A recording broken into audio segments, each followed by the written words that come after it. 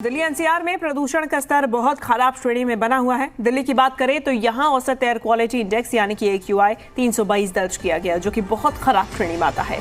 जबकि रविवार को AQI 309 दर्ज हुआ था। वहीं नोएडा की बात करें तो यहां AQI 324 दर्ज हुआ है, जबकि गुरुग्राम में भी AQI का आंकड़ा 300 के पार पहुंच चुका है। साइबर सिटी की हवा भी अब जहरीली हो चुकी है और यहाँ AQI 314 दर्ज किया गया है, जो कि बहुत खराब श्रेणी में आता है। वहीं दिल्ली की बात करें तो दिल्ली यूनिवर्सिटी क्षेत्र के AQI को 354 दर्ज किया गया है। वहीं दिल्ली में एयरपोर्ट टर्मिनल 3 की बात करें, एयरपोर्ट टर्मिनल 3 पर AQI 342, मथुरा रोड पर 334, वहीं IIT दिल्ली क्षेत्र में 314 और लोधी रोड में AQI 311 दर्ज किया गया है।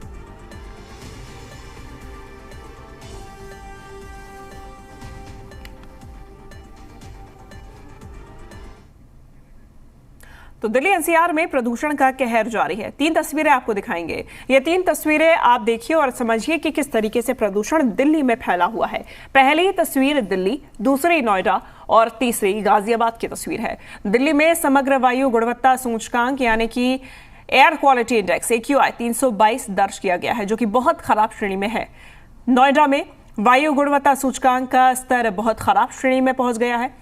गाजियाबाद में भी प्रदूषण से लोगों का बुरा हाल है।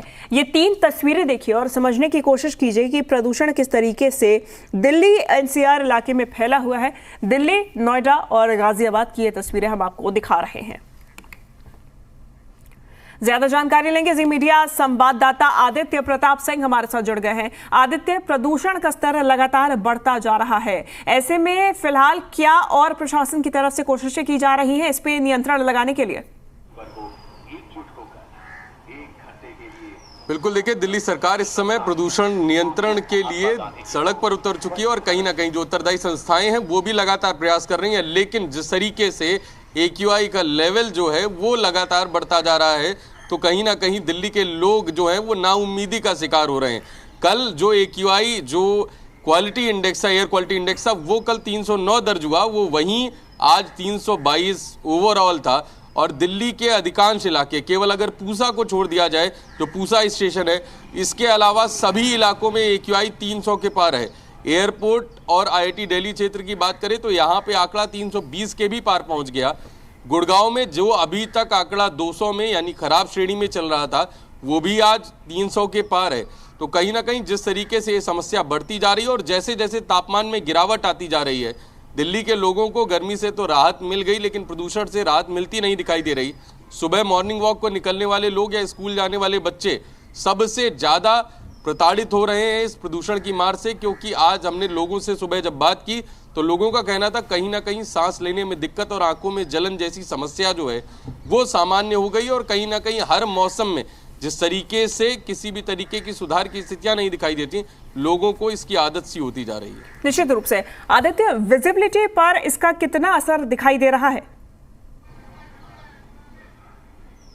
बिल्कुल, देखिए, जिस तरीके से ये प्रदूषण का स्तर बढ़ रहा है, कहीं ना कहीं स्मॉग की जो बढ़त है, प्रदूषण की जो चादर है, वो दिल्ली में लगातार बढ़ती आ रही।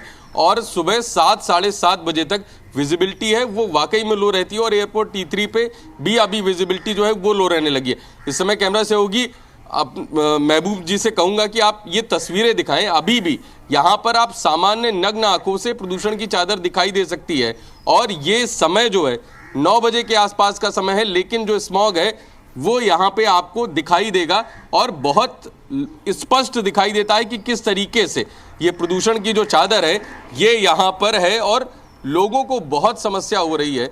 विजिबिलिटी की बात करें तो ये 6 से 7 के बीच का जो समय है वहाँ पर लोगों को समस्या हो रही है। और कहीं ना कहीं जिस तरीके से 6 बजे के आसपास लोग जो हेडलैम्प्स होते हैं गाड़ियों के वो बंद करके चलते थे, अभी हेडलैम्प्स ऑन करने पड़ते हैं और कहीं ना कहीं जो सूर्योदय का समय होता है उस समय भी ये जो डेंसिटी होती है वो बहुत ज़्यादा होती है। जी ठीक है आदित्य, धन्यवाद आपका तमाम जानकारी हम तक पहुंचाने के लिए, तस्वीरें हमें दिखाने के लिए। तो देखिए, तस्वीरों से तो ये साफ पता चल रहा है कि किस तरीके से प्रदूषण बढ़ा हुआ है, विजिबिलिटी बेहद कम है और ऐसे में अपील भी यही की जा रही है कि अपने स्तर पे जो भी प्रयास हो आप प्रदूषण रोकने के लिए करें।